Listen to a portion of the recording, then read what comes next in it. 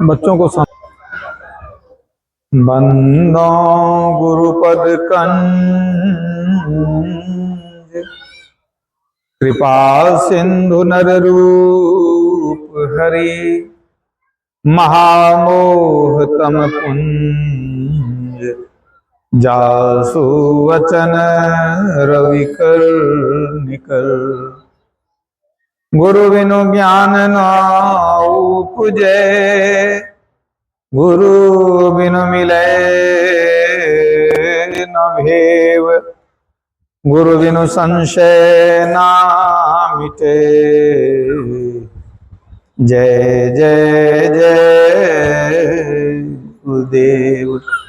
बोलिए प्रेम से श्री सद्गुरु महाराज की जय।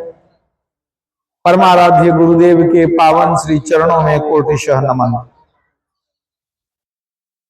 आदरणीय धर्म प्रेमी सज्जनों, माताओं, बहनों तथा प्यारे बच्चों,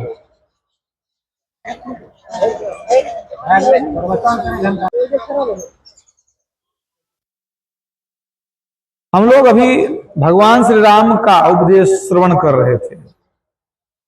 बहुत बार हम लोग सुन चुके हैं, बड़े भाग मानुष तनु पावा। भगवान श्री राम क्या कहना चाहते हैं उसको समझिए। इस सृष्टि में अनगिनत जीव हैं। उन अनगिनत जीवों में सबसे श्रेष्ठ जीव है मनुष्य, सबसे श्रेष्ठ। सुर दुर्लभ सब ग्रंथ ही गावा। देवताओं से भी ऊंचा शरीर मनुष्य शरीर है। याद रखिए, भगवान श्री राम कहते हैं यह जो मनुष्य शरीर है ये परमात्मा की ओर से हम लोगों के लिए एक उपहार है। इसकी विशेषता को जानिए, समझिए। इसकी विशेषता क्या है? सबसे बड़ी विशेषता यह है कि यह कर्म प्रधान शरीर है।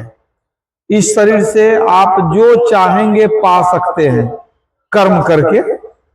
सिर्फ चाहने से नहीं होगा, कुछ चाहेंगे तो कुछ कोशिश भी करना पड़ेगा।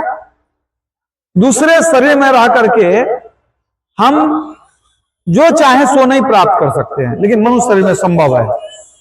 कैसे संभव है समझिए। यदि आज हम लोग मनुष्य शरीर में हैं तो हम चाहें तो आगे के लिए, चाहे तो देवता बन सकते हैं, चाहे तो परमात्मा बन सकते हैं, चाहे तो मनुष्य बन सकते हैं, चाहे तो पशु बन सकते हैं, पक्षी बन सकते हैं, कीड़ा मकोड़ा बन सकते हैं, कुछ भी बन सकते हैं। ये सुविधा सब शरीर में नहीं है। एक पशु चाहेगा कि हम देवता बन जाए, उसके हाथ में नहीं है। एक देवता चाहे कि हम परमात्मा बन जाए, उनके हाथ में नहीं है। भगवान राम ने क्या कहा? साधन धाम मोक्ष कर द्वारा। सब साधन मनुष्य शरीर में है और शरीर में सब साधन नहीं है। आप जैसा कर्म करेंगे तद अनुकूल आप अपना भविष्य बना सकते हैं। कोई पशु है, कोई पक्षी है, कोई कीट है, कोई पतंग है, वो सब भी अपने कर्म से ही है। कर्म प्रधान विश्व रचि राखा, अजो जस करई सो तस फल चाखा। आज मनुष्य शरीर में है। अगर आप चाहें कि हम मोक्ष में जाएं, मुक्ति मिले, अगर वैसा कर्म करेंगे तो मुक्ति में चले जाएंगे। कर्म करके स्वर्ग जा सकते हैं, कर्म करके नरक जा सकते हैं। सारी व्यवस्था है। नरक स्वर्ग अपवर्ग निशेनी, ज्ञान विराग भगत सुख देनी। काव्यसुंदी जी ने कहा, हे गरुड़ जी, इस मनुष्य शरीर में 3 सीढ़ियां लगी है। एक नरक में ले जाती है, एक स्वर्ग में, तीसरा मोक्ष में। जिस सीढ़ी पर चढ़ना हो चढ़ जाइए, जहां जाना हो पहुंच जाइए। मतलब जैसे कोई स्टेशन है, बहुत बड़ा स्टेशन रेलवे का, भागलपुर मान लीजिए। अब वहां से चारों तरफ की ट्रेन खुलती है। आपको जिधर जाना है उस ट्रेन में बैठ जाइए, वहां चले जाइए। लेकिन सब जगह यह सुविधा नहीं रहती है। किसी किसी स्टेशन में या तो बाएं जाइए या दाएं जाइए, और हम कहीं नहीं जा सकते हैं। समझ गए कि नहीं? यही बात है। तो मनुष्य शरीर से आप जो प्राप्त करना चाहेंगे कर सकते हैं, क्योंकि ये कर्म प्रधान शरीर है। अब यदि कुछ नहीं करिएगा सकल पदार्थ यही जग माही, अकर्महीन नर पावत नाही। निकम्मा आलसी आदमी को कुछ नहीं मिलता। जो करेंगे वही पाएंगे। कर्म जो जो करेगा तू वही फिर भोगना भरना। जो जैसा करेंगे वैसा भरेंगे। तो ये सुविधा मनुष्य शरीर में है कि जैसा करेंगे वैसा पाएंगे। ये सुविधा आपके दरवाजे पर अगर गाय है तो गाय को ये सुविधा नहीं है कि वो चाहे तो स्वर्ग चले जाए, वो चाहे तो मुक्ति में चले जाए। वो क्या कर्म करेगी गाय? उसका काम है घास भूसा खाना, दूध देना, गोबर देना, वही करना है उसका काम। तो मनुष्य शरीर की विशेषता को समझिए। नरक स्वर्ग अपवर्ग निशेनी। मनुष्य अपने कर्म से स्वर्ग भी जाता है, नरक भी जाता है। तो स्वर्ग कैसे जाता है? जब पुण्य कर्म करता है, शुभ कर्म करता है तो स्वर्ग जाता है। पाप कर्म करता है तो नरक जाता है। एक और सीढ़ी है मोक्ष वाली सीढ़ी। उसमें कौन जाता है? जो जप ध्यान करता है वो मोक्ष में जाता है। याद रखिएगा। बाहरी पूजा पाठ दान पुण्य सेवा सत्कार यज्ञ भंडारा बहुत किए, भागवत किए, तीर्थ में नहाए, व्रत किए, उपवास किए, आप स्वर्ग जा सकते हैं, मोक्ष में नहीं। मोक्ष के लिए आवश्यक क्या है? जप और ध्यान। तो जो साधारण मनुष्य है वो कुछ न कुछ पाप पुण्य दोनों कर लेता है। मान लिया अच्छा आदमी है, अच्छा अच्छा काम करता है, कभी भूल चूक से कुछ गलती होती है ना, कुछ पाप भी हो जाता है। और कोई बहुत बुरा आदमी है, बुरा बुरा काम करता है, लेकिन कभी कभी उससे कुछ अच्छा काम भी हो जाता है। किसी संजोग से, भूल चूक में हो कि संजोग से हो, अच्छा काम भी हो जाता है। तो शुभ काम का फल स्वर्ग है, पाप कर्म का फल नरक है। तो दोनों में जाना पड़ेगा आपको।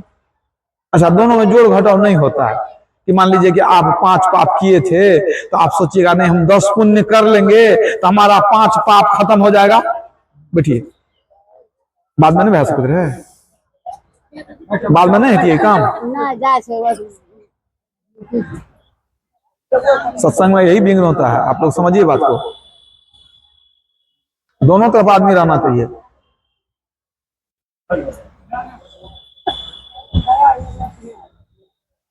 तो पाप भी कर्म है, पुण्य भी कर्म है। लोग प्रायः दोनों कुछ कुछ कर लेते हैं, कुछ पाप कर लिए कुछ पुण्य कर लिए। तो अब कहां जाएंगे, क्या होगा? पाप पुण्य में से जिसकी मात्रा कम है उसका फल पहले भोगते हैं। अगर आप पाप कम किए हैं पुण्य ज्यादा किए हैं तो जो थोड़ा पाप किए हैं उसका फल जाइएगा नरक में। तो कुछ दिन नरक में भोग लीजिएगा, पाप खत्म हो जाएगा, वहां से निकलिएगा तो फिर बहुत पुण्य है ना, लंबे समय के लिए स्वर्ग चले जाएंगे। अब कोई आदमी जो है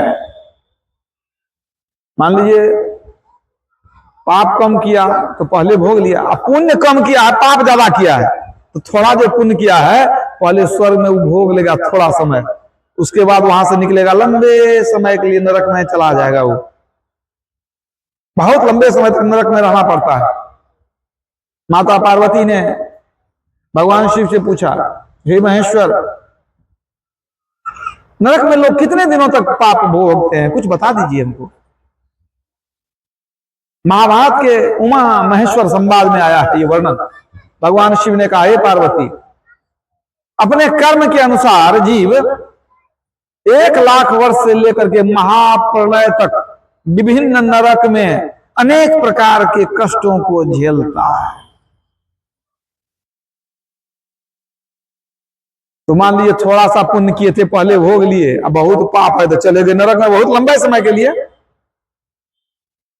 और जब पाप पुण्य दोनों भोग लिए, दोनों ऋण उतर गया, तब भी तब आगे, अब आगे बढ़ेंगे, तब क्या होगा? पशु के शरीर में जाएंगे, पक्षी के शरीर में जाएंगे, घूमते रहेंगे 84 लाख योनि में घूमते रहेंगे। तो मैं क्या कहा था कि पाप पुण्य में जोड़ घटाव नहीं होता है। ऐसा नहीं कि 5 पाप किए अब 10 पुण्य कर लेंगे तो दोनों मिला के 5 पाप खत्म हो जाएगा और 5 पुण्य बच जाएगा, सो नहीं होता है। ये ऐसा नहीं कि 10,000 हमारा कर्जा है, 20,000 आमदनी हो गई तो अब कर्जा टूट गया, 10,000 बच गया, सो नहीं। पाप अलग भोगना पड़ेगा, पुण्य अलग भोगना पड़ेगा। कितना भी पुण्य कर लीजिए पाप खत्म नहीं होता है। युधिष्ठिर जी महाराज बहुत पुण्य किए थे, लेकिन थोड़ा सा झूठ बोले थे महाराज के युद्ध में, जिसके कारण उनको कुछ देर के लिए नरक देखना पड़ गया। धर्मराज युधिष्ठिर, धर्म के अवतार, धर्मात्मा, उनको भी नरक देखना पड़ा।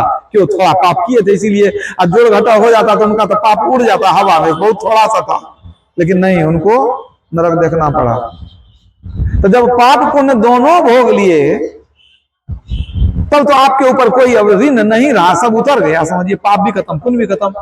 तब आप पहले पशु पक्षी नहीं बनेंगे, पेड़ पौधा बनेंगे। आप बहुत दिन तक पेड़ पौधा बनेंगे, उससे निकलेंगे तो बहुत दिन तक कीड़ा मकोड़ा बनेंगे, उससे निकलेंगे तो बहुत दिन तक पक्षी के योनि में भटकेंगे, उससे निकलेंगे तो बहुत दिन तक तब नाना प्रकार के जानवर बनेंगे, पशु योनि में जाएंगे। और जब बहुत दिन तक पशु योनि में भटक लिए तब क्या होगा? कब हुक करी करुणा नर देही, अदेत ईस बिनु हेतु सनेही, तब परमात्मा आपको मनुष्य का शरीर देंगे। तो ये जो 84 लाख योनि भटके, पशु बने, पक्षी बने, कीड़ा मकोड़ा बने, पेड़ पौधा बने, देवता भी बनते हैं लोग, तो ये सब जो भटक के आए तो समझिए 84 लाख योनि आप भटक लिए।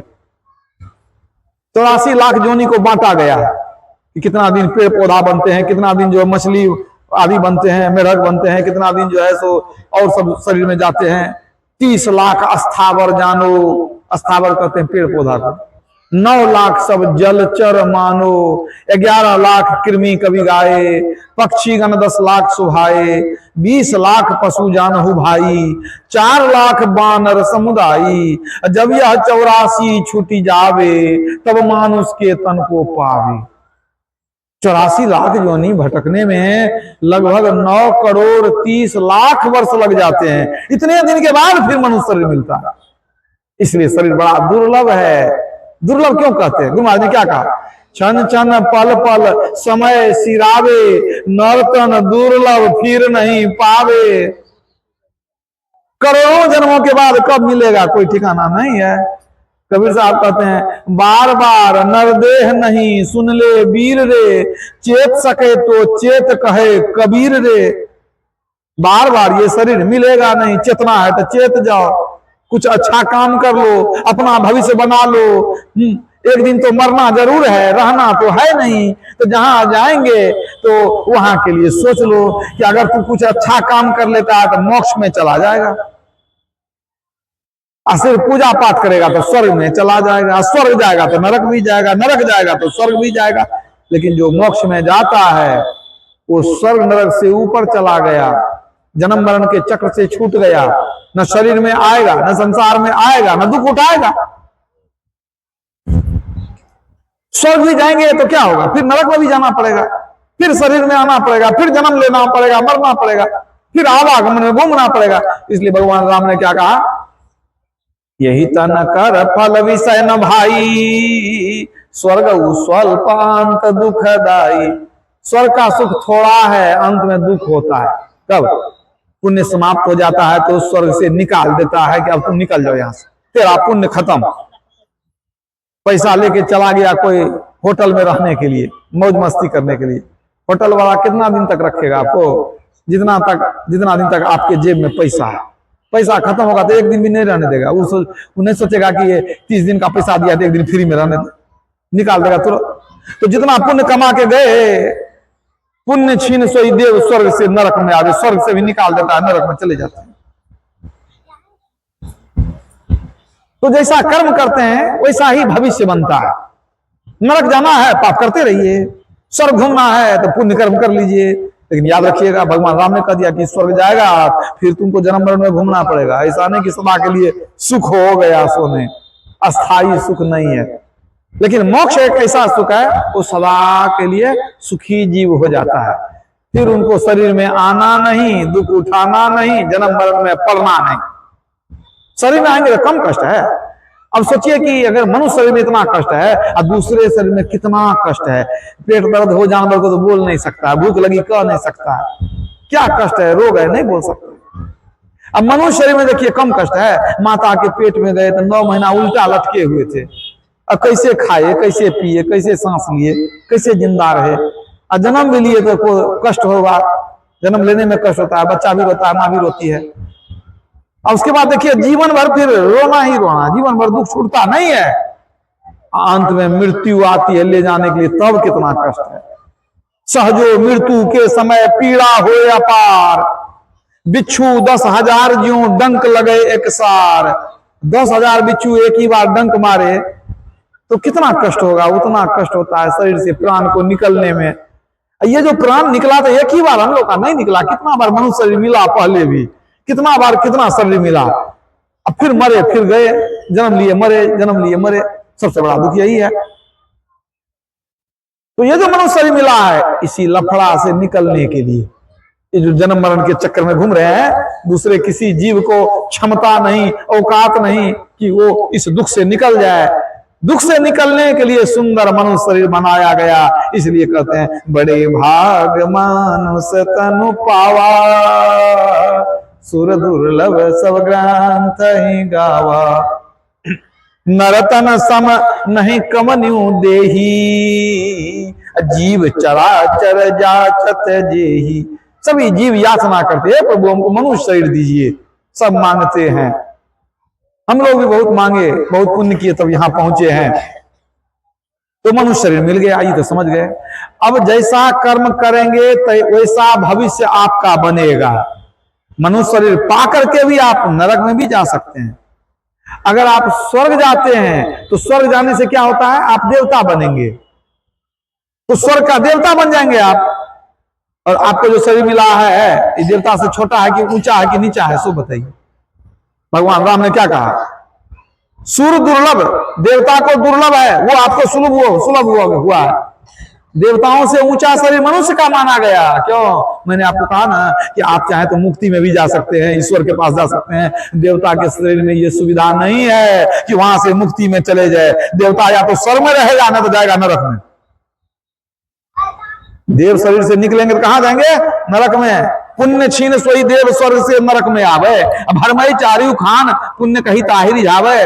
तुलसी सतमत तत रहे, स्वर्ग पर करे खखार, नरतन दुर्लभ देव को सब कोई कहत पुकार। हाथरस को हम तुलसी साहब कहते हैं, हम स्वर्ग पर थूक फेंकते हैं। स्वर्ग क्यों जाएंगे हम, यहाँ पे पुण्य कमाए हैं, पूंजी कमाए हैं, वहां जाकर लुटा देंगे, अब फिर गधा घोड़ा कुत्ता बनते रहो, हमको नहीं जाना। यही बात भगवान राम भी कहते हैं, स्वर्ग उसल पंथ दुधाई। तो आप बताइए कि अगर आप देवता बन गए तो आप नीचे गिर गए, ऊपर नहीं गए। आपसे नीचे देवता, उससे नीचे पशु, उससे नीचे पक्षी, उससे नीचे कीड़ा मकोड़ा। तो जब देवता से ऊंचा शरीर है, भगवान राम कहते हैं, तो आप यदि देवता बन गए तो नीचे चले गए, फिर आप चले गए 84 के चक्कर में। तो आपको ये शरीर उस काम के लिए नहीं मिला था। तो क्यों मिला था? मोक्ष में जाने के लिए। केवल मनुष्य ही मुक्ति प्राप्त कर सकता है। ये हमारे गुरु महाराज ने कहा, केवल नर ही तन से मुक्ति को पावहु, याते यातन दुर्लभ मुक्ति कमावहु। केवल मनुष्य शरीर से मुक्ति मिलेगी, दूसरे शरीर से नहीं। इसलिए मुक्ति कमाना चाहिए, मुक्ति रूपी धन कमा लीजिए। आज हम लोग मनुष्य शरीर में हैं, कोई पशु है, कोई पक्षी है, सब अपने अपने कर्म का फल भोग रहा है। पशु पक्षी नर सुर असुर, जलचर कीट पतंग, सब ही उत्पत्ति कर्म की सहजो नाना रंग।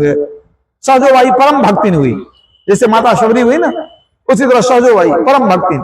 वो क्या कहती है कि पशु पक्षी नर सूर देवता असुर राक्षस सब अपने कर्म से हुआ है।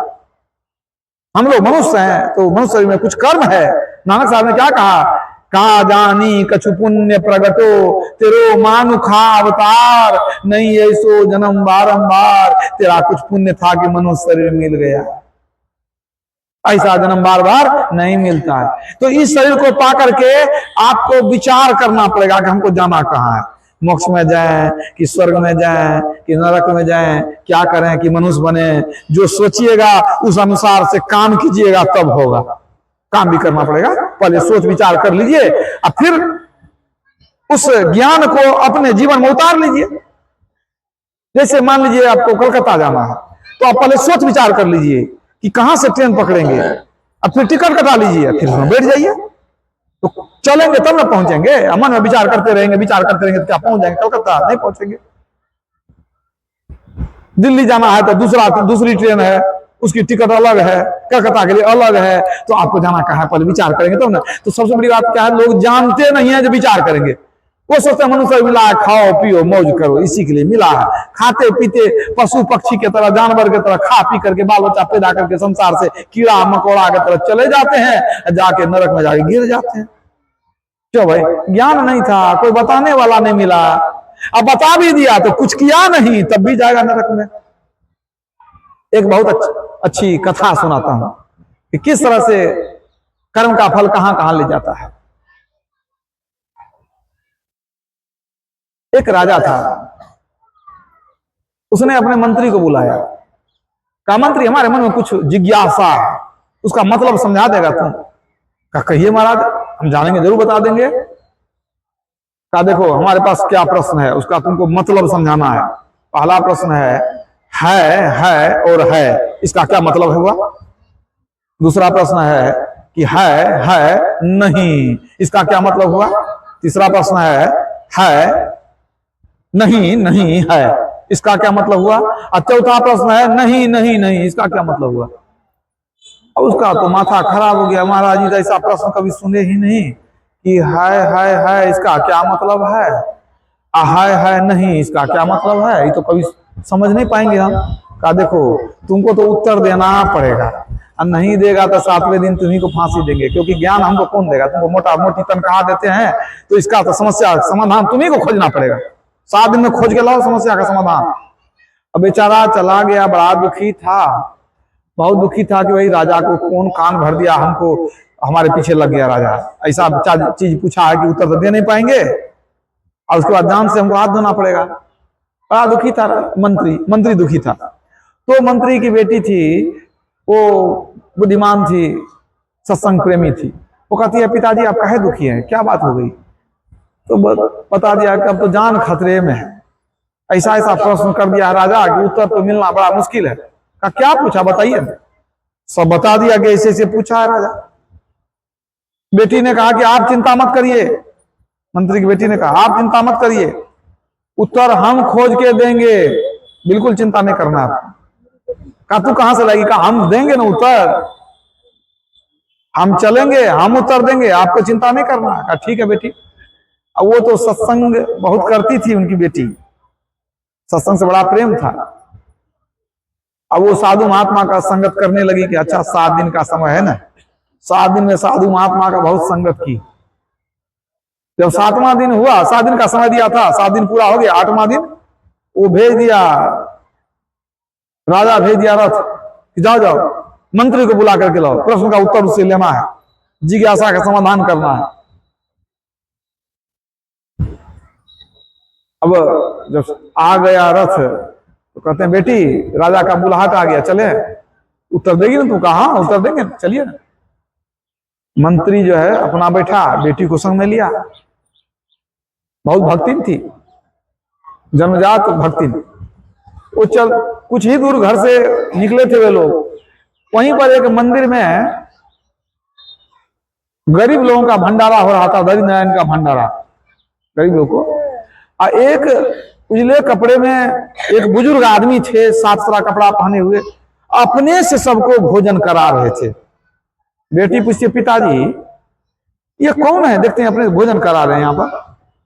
कहा इसको नहीं जानती है? कहा हम कहाँ जानते हैं।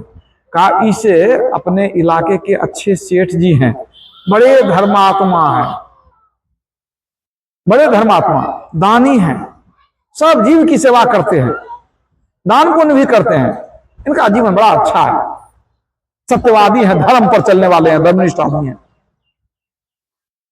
बेटी कहती है कि पिताजी इनको भी साथ में ले लीजिए ना। कहा साथ में ले लेंगे? कहा वो तो अपना देखते हैं गरीब लोगों को भोजन कराने का। नहीं पिताजी उत्तर देना है ना, इनको साथ में लेना पड़ेगा। सिपाही को भेज दिया गया, जब मंत्री थे ना, जब सेठ जी को कहना कि साथ में चलना है, सेठ जी तो कोई गलत काम किए नहीं थे, डरेंगे, वो तो आगे कहिए महाराज क्या, नहीं हमारे साथ चलिए, हमारी बेटी की बड़ी इच्छा है कि आप भी चलिए, हम लोग जा रहे हैं राजभवन राजा से मिलने का। ठीक है। वो सेठ जी अपने बेटा को काम लगा दिए कि भाई तू जो है खिलाना पिलाना कर लेना सबको, जिसको जो देना लेना है, हम जा रहे हैं मंत्री जी के साथ में। रथ पर बैठ गए सेठ जी, रथ बैठ गए। कुछ दूर रथ आगे चली, राजा का महल दूर था, और वहां पर कुछ गाना बजाना की आवाज सुनाई पड़ी। तो लड़की बच्ची पूछती है बाप को, माना मंत्री जी को, कि पिताजी ये कौन गाना बजाना हो रहा है, कौन गा रहा है, कहाँ आई हो रहा है? कहा बेटी क्या कहा जाए, एक अच्छे पुराने सेठ थे, ये जो तो नए सेठ है मान लीजिए, ये तो अच्छे सेठ है ही, एक इनसे पुराने सेठ थे, पुराने जमाने में बहुत धन था उनके पास, बड़े अच्छे आदमी थे वो, बेचारे बहुत धन कमाए थे। वो जो मर गए तो उनका एक ही नालायक बेटा है, बाप का कमाया हुआ धन मिल गया है, कुछ करता धरता नहीं है, एकदम मैंने समझो कि नरक हो गया उसका जीवन। धन संपत्ति बहुत है, बाप का कमाया हुआ। अब इतनी बुरी आदत लग गई है कि शराब पीता है, नाचने वाली को अपने घर में बुला लेता है, अब दूजा तो बाजा बजाने वाला को बुलाता है। अब उसके घर में जो है ना मुजरा चलता है, वहां बाजा रंग बिरंग का ढोलक मृदंग बाजा बजता है, नाचने वाली गीत गाती है, नाचती है, और वही नाच देखता, शराब पीता है, पूरा गिरा हुआ आदमी है वो। बच्ची कहती है पिताजी उसको भी बुला लीजिए। कहने न बेटी उसको क्या बुलाएगी, वो अच्छा आदमी थोड़ी है। अच्छा आदमी हो न हो उत्तर तो देना पड़ेगा हमको ना, उसको बुलाइए, सिपाही को भेजिए, आएगा कि नहीं? कहा हम कहेंगे तो आएगा नहीं, उसको तो आना तो पड़ेगा, मंत्री था ना। भेज दिया सिपाही को, और वो एकदम पी करके झूम रहा था, नाच देख रहा था, घरे में, घरे को बना दिया था एकदम मुजरा का स्थान। अब जैसे सिपाही ने कहा मंत्री जी बुला रहे हैं, लाल टोपी देखा, मंत्री जी का नाम सुना, इसका सब नशा खत्म हो गया। कहने नहीं हम नहीं पियेंगे, हटा देते हैं बोतल, तो हम नहीं जाएंगे, हमको मत ले जाओ, हम कुछ नहीं करेंगे। कहने मंत्री जी का आदेश है, आपको चलना पड़ेगा। अब लाचारी, अब जब मंत्री का आदेश हुआ, सब गाना बजाना सब बंद हो गया, डर से पता नहीं क्या करेगा नहीं करेगा। नाचने वाली उधर गई, बाजा बजाने वाला भागा, इसको जो है इसको पकड़ के लाया सिपाही, सेठ के बेटा को बैठाया, कहा महाराज हमसे गलती हो गई, क्षमा कर दिया, हम नहीं सुनेंगे नाच गाना, हम शराब भी नहीं पिएंगे। अरे तू काहे चिंता करता, बैठो ना, कुछ नहीं करते, चलो बैठा लिया। और आगे गए, चलते चलते चलते एक जगह एक पेड़ के नीचे में एक महात्मा जी बैठे हुए थे, ध्यान करते थे। बगल में एक टूटी फूटी झोपड़ी थी, वहीं बैठ के वो अपना ध्यान करते थे। तो बेटी कहती है कि पिताजी ये महात्मा जी को आप जानते हैं? कहा क्या जानेंगे, लेकिन यहाँ यहीं बैठ करके अपना जब ध्यान करते हैं, इनको घर बार नहीं है। कहा वही देखती ना झोपड़ी है, कुछ नहीं। तो कहा तभी मांगते हुए हैं कि नहीं? कहा मांगेंगे क्या, ही इनको जो देता है वही खा के उसी तरह रह लेते हैं, किसी मांगने भी नहीं जाता।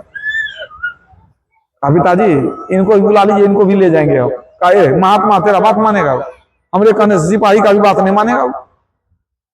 महात्मा तो अपने मनमतंग होता है, चाह गई चिंता मिटी मनवा बेपरवाह, जिनको कुछ न चाहिए सोई शहंशाह। उसको कहेंगे कि राजा बुला रहे हैं, हम अपने राजा हैं, कह जाएंगे राजा के पास, हम चोरी किए हैं, राजा के पास जाएंगे हम, तो हमसे तो नहीं होगा, सिपाही से भी नहीं आने वाले हैं। कहता हम ही जाते हैं। वो चली गई, जाके प्रणाम की, माथा टेकी। वहां महात्मा जी आंख खोल के देखते हैं, प्यारी सी लड़की है, वो प्रणाम करके कहते हैं महाराज कुछ मांगने आए। कहा बेटी हमसे क्या मांगेगी, हमें पास कुछ है? कहा नहीं आपको जरा सा आप रथ पर जाए चरण दे दीजिए, रथ पवित्र हो जाएगा, हमारे साथ चलिए, थोड़ा सा घूम फिर के आ जाएंगे। बड़ा प्यार से प्रणाम करके बोली। महात्मा जी तैयार हो गए, प्रेम के बस में भगवान होते हैं, प्रेम के संत होते हैं। कहा चलो, अपना कमंडल चिमटा उठाए, चिमटा चल आकर के रथ पर बैठ गए। अब चलते चलते राजा का रथ दिखाई पड़ने लग गए, आई महल दिखाई पड़ने लग गया। अब महल के नजदीक में अब बड़ा बड़ा बगल में वो पहुंचने वाले थे, तो गड्ढा भी था, कुछ तालाब भी था, नदी भी थी उधर। अब वहां पर जो है सो एक मछुआरा था, मछली पकड़ रहा था।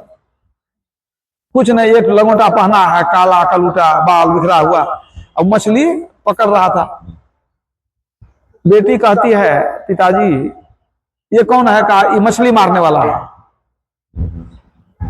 कहा इसको भी ले जाएंगे। कहा इसको ले जाएगी, इसका देह मांगता होगा, इसको ले जाएगी कैसे? इसको रथ पर बैठाएगी, सब भाग जाएगा यहां से। कहा नहीं महाराज इसको ले तो जाना पड़ेगा। नहीं पिताजी इसको ले जाना पड़ेगा, किस तरह जाइए, सिपाही भेजिए, इसको भी ले जाना जरूरी है। सिपाही भेजे, देखो इसको पकड़ के लाओ, लेके चलना है।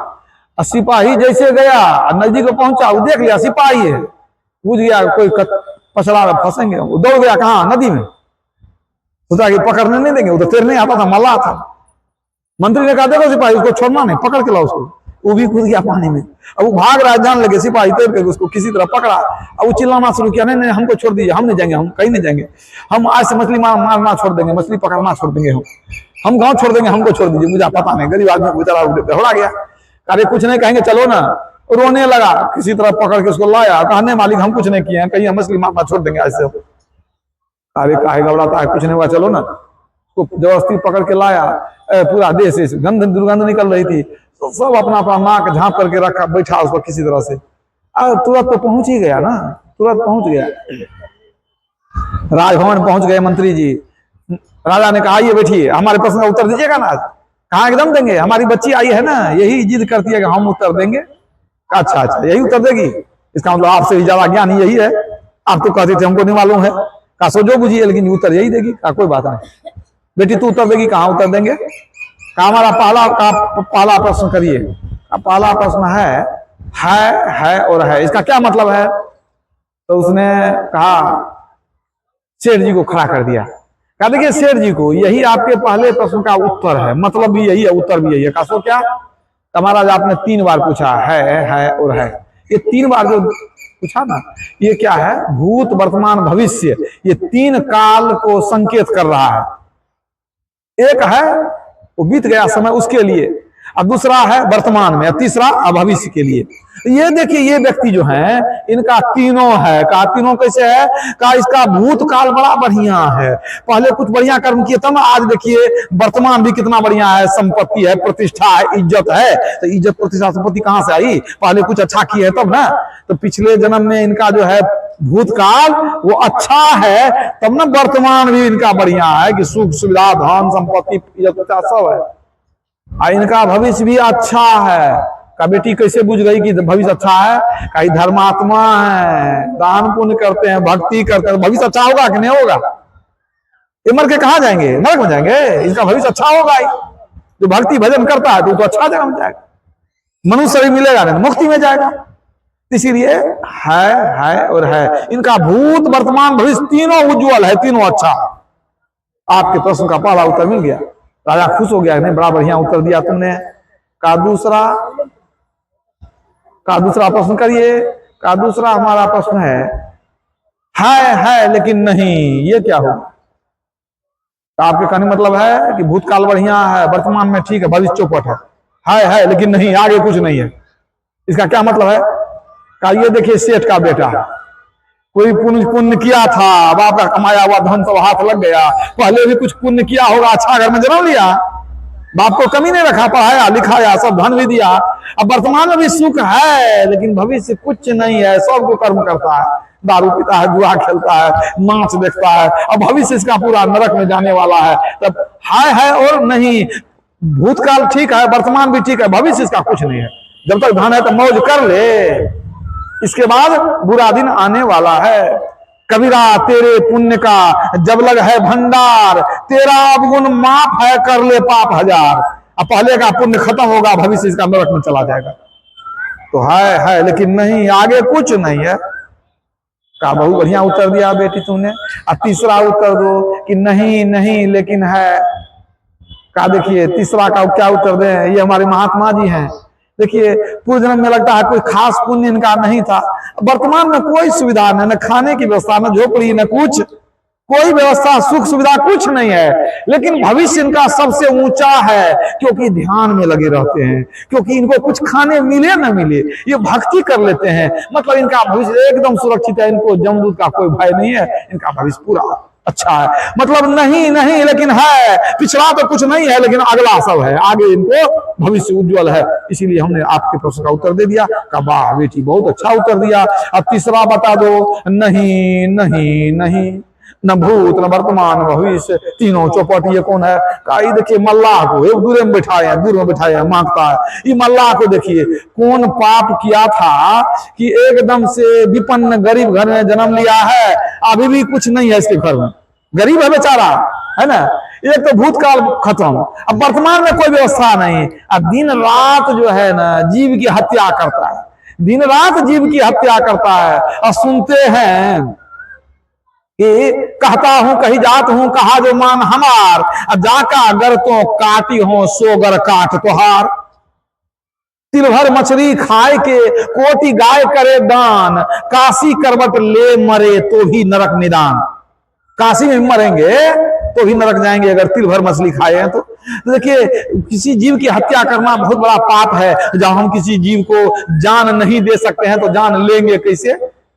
देने का अधिकार नहीं है, जिंदा नहीं कर सकते, मार कैसे सकते हैं? आज दिन रात जो है मछली मार मार के बेचता है, इसका तो घोर नरक में जाने वाला है। न भूत है, न वर्तमान, न भविष्य, तीनों इसका चौपट है। राजा प्रसन्न हो गया, प्रसन्न हो गया। मैंने मंत्री को उपहार दिया और मंत्री के बेटी को पूरा जो है एकदम बेटी की तरह से सब कुछ दिया, उसको वस्त्र आभूषण इनाम दिया और आदर सहित घर भेज दिया। तो कथा तो यहां समाप्त हो गई। लेकिन देखिए जैसा कर्म करते हैं वैसा ही फल पाते हैं। जो मैं किया सो मैं पाइया, दोष न दीजिए अमर उजाला। जब आग में जलेंगे तब दूसरे को दोष देंगे, किसको दोष देंगे? काल ही कर्म ही ईश्वर ही, मिथ्या दोष लगाए।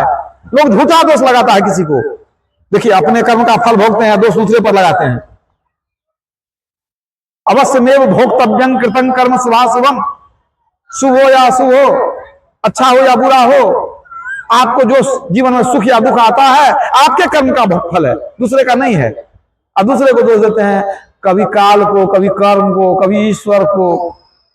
कोई कहते हैं कि काल बड़ा कराल होने नहीं दिया, हम अच्छा काम नहीं कर सके। कोई कहता है कर्म में लिखा हुआ नहीं था नहीं तो हम नहीं करते। कोई कहता है कि ईश्वर की इच्छा नहीं हुई तब हम अच्छा काम नहीं किए। कितने लोग क्या कहते हैं कि अगर ईश्वर की, कितने लोग कहते हैं कि सुनते हैं कि ईश्वर के मर्जी के बिना एक पत्ता भी नहीं हिलता है।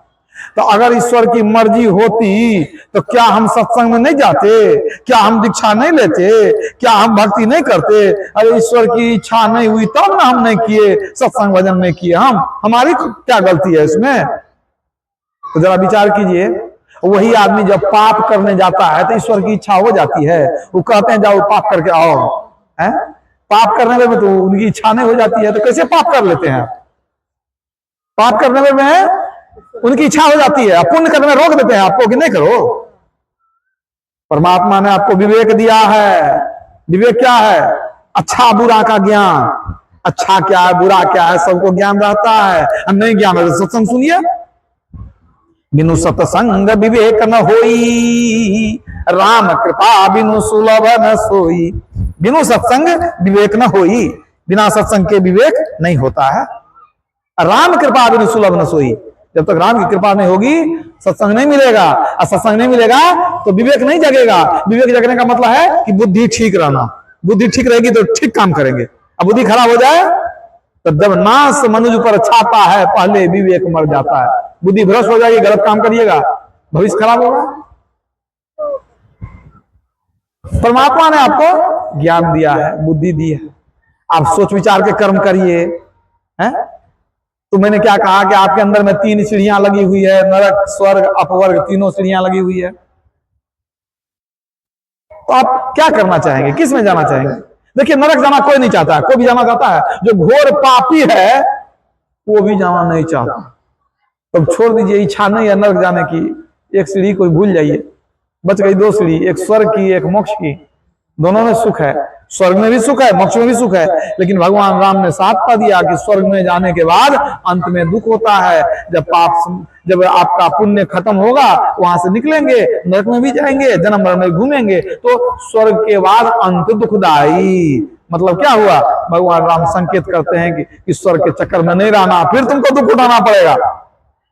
लेकिन मोक्ष के लिए उन्होंने क्या कहा? तीसरी सीढ़ी मोक्ष की सीढ़ी है। साधन धाम मोक्ष कर द्वारा, पाइन जेहि परलोक संवारा।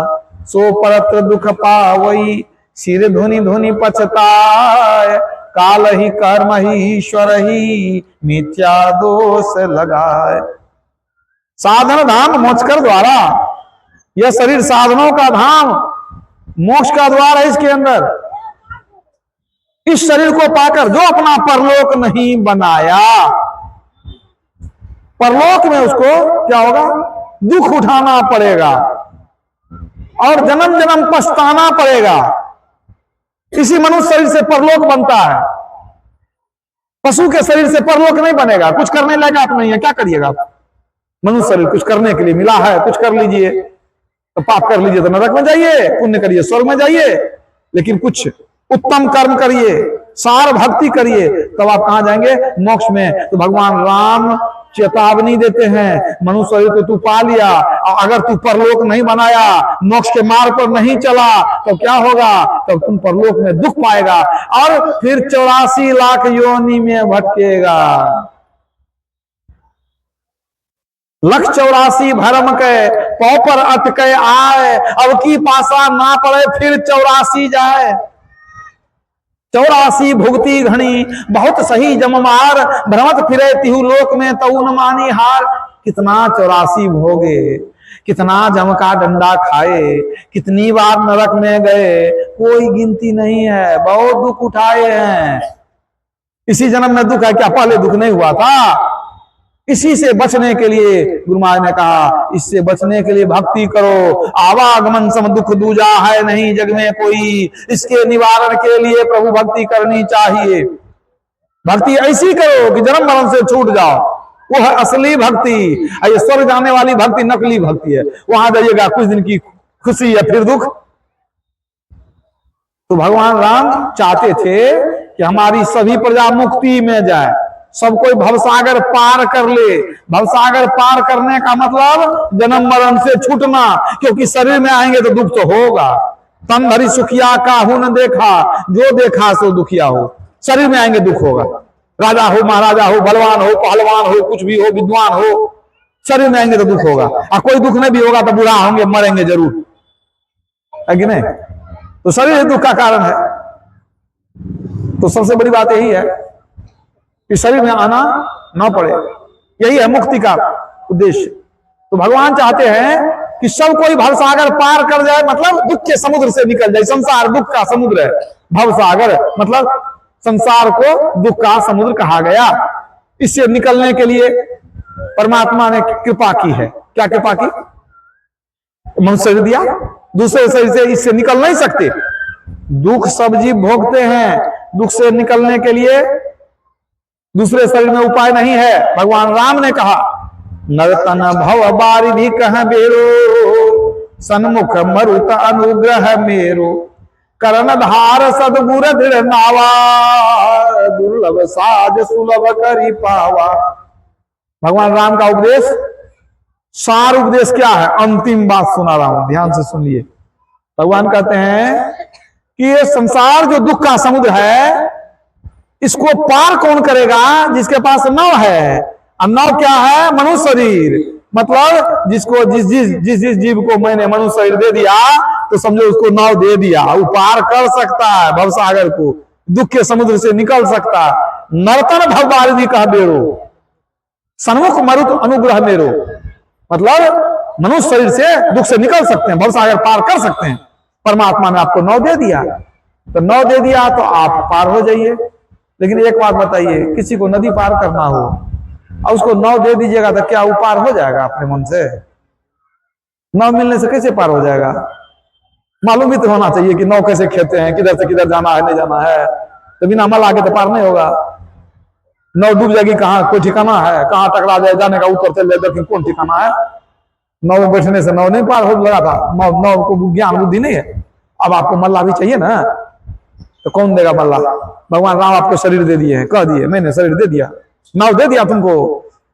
अब भगवान राम कहते हैं देखो मल्ला तो हम देंगे नहीं, हम बता देते हैं मल्ला कौन होगा। तेरे नाव को खेने वाला मल्ला कौन होगा मैं बता देता हूं, वही तेरे नाव को पार लगाएंगे। कौन है? करण धार सदगुरु दृढ़ नावा, दुर्लभ साज सुलभ करी पावा। ये दुर्लभ साज तुमको मिल गया, सुंदर शरीर, दुर्लभ शरीर मिल गया है। अब इसको खेने वाला मल्लाह कौन है? करनधार सदगुरु दृढ़ नावा, सदगुरु ही इस दृढ़ नाव के मल्लाह है। संत सदगुरु को छोड़ करके कोई इस नाव को पार लगाने वाला नहीं है। किसने कहा? भगवान राम ने। तो नाव को जो पार लगाएंगे तो कहां पहुंचाएंगे? हम लोग मुक्ति में ले जाएंगे, हमको मुक्ति में पहुंचा देंगे। इसलिए तुलसीदास जी ने साफ लिख दिया क्या, गुरु बिनु भव निधि तरय न कोई, जौ बिरंची शंकर सम होई। चाहे भगवान शंकर हो, चाहे ब्रह्मा जी के समान हो, बिना गुरु के कोई भवसागर पार नहीं कर सकेगा, मन मुक्ति में नहीं जा सकेगा। इसलिए आगरा के संतराज स्वामी साहब कहते हैं कि ये दुख, ये जो संसार है ना, बड़ा दुख देने वाला है। भवसागर है गहिरा भारी, गुरु बिन को जाए सके पारी। गुरु के बिना कौन पार गया है? कोई नहीं जा सकेगा। भवसागर है गहिरा भारी, गुरु बिन को जाए सके पारी। सदगुरु की खोज करो प्यारी, संग उनके बात चलो न्यारी। गुरु की खोज करो, उनका चरण पकड़ लो, वो अद्भुत रास्ते पर ले जाएंगे, उनके संग चल जाओ। अद्भुत रास्ता, न्यारी बना अद्भुत, वो गुरु तुमको अद्भुत रास्ते पर ले जाएंगे। वो कौन रास्ता है? वो देखना पड़ेगा कि बेगूसराय वाला है कि पूर्णिया वाला है, किधर जाएंगे। ये बाहर का रास्ता नहीं है। गुरु महाराज ने कहा वो जो अद्भुत रास्ता है, अद्भुत अंतर की डगरिया जा पर चलकर प्रभु मिलते। कौन दिखाएगा वो डगरिया? कौन दिखाएगा? दाता सदगुरु, धन्य धन्य जो राह लखा देते, सदगुरु ही रास्ता दिखलाएंगे। तो भगवान राम कहते हैं कि बिना मल्लाह के नौ पार लगेगा नहीं, सदगुरु मल्लाह है। वही बात तुलसीदास जी ने कहा, वही राह स्वामी साहब कहते हैं, यही हमारे गुरुदेव कहते हैं। क्या? बिना गुरु की कृपा पाए नहीं जीवन उद्धारा है। उद्धार में क्या? मुक्ति। इसीलिए गुरु की जरूरत है। और याद रखिएगा, ये जो मुक्ति है ये भगवान नहीं दे सकते हैं। अगर भगवान ही देते तो सभी को क्यों कहते गुरु पद पंकज सेवा तीसरी भक्ति अमान। भगवान राम तो दो गुरु किए, भगवान कृष्ण ने दो गुरु किया। यही एक चीज है, दूसरा कोई नहीं दे सकते। गुरु देवे तासो अधिक, राम सके नहीं दे। मूर्ख बिगाड़े आपनो, गुरु तजी राम ही से। जो गुरु देंगे वो चीज राम नहीं दे सकते। याद रखिएगा, अपना काम बिगाड़ता है वो आदमी जो गुरु को छोड़ दिया है, राम के पीछे भागता है। अगर राम मिल जाएंगे तो कहेंगे हम दो गुरु किए, तू भी एक ठो करो। गुरु की सेवा करो, संत की सेवा करो। प्रथम भगति संतन कर संगा, दूसरी रति मम कथा प्रसंगा। गुरुपद पंकज सेवा तीसरी भगति अमान। किसने कहा? भगवान राम ने कहा। तो राम मिल जाएंगे तो संत और गुरु के पास भेज देंगे। तो काहे ने पहले से गुरु के चरण में चले जाएं? राम का इंतजार क्यों करें? तो ये जो मुक्ति है, जन्म मरण से छूटना, ये देने वाले गुरु ही हैं। तो मतलब क्या हुआ? तो भगवान राम प्रजाजनों को बुला के उपदेश दिए। क्या उपदेश दिए? भगवान राम के राज में कोई तकलीफ किसी को नहीं थी। वो चाहते थे कि हमारे राज में सब सुखी है, लेकिन मर करके कोई दुख में नहीं जाए, सब मोक्ष में जाए, सबको मुक्ति मिले। इसलिए बुला करके उपदेश दे दिए कि देखो स्वर्ग जाएगा, कुछ दिन का सुख मिलेगा, फिर तो दुख में जाएगा। अगर मुक्ति में चला गया सदा के लिए सुखी हो गया। इसलिए मुक्ति के लिए प्रयास करो। अब मुक्ति देने वाले कौन है? संत सदगुरु हैं। तो सदगुरु के शरण में जाकर के ये ज्ञान सीखना चाहिए और इस ज्ञान को अपने अंदर उतारेंगे, मैंने सार भक्ति को जीवन में उतारेंगे तो कल्याण होगा और मनुष्य जन्म पाना सफल हो जाएगा। बोलिए प्रेम से श्री सदगुरु महाराज की जय। बहुत सारी पुस्तकें आई हुई है हम लोग के साथ। गुरु महाराज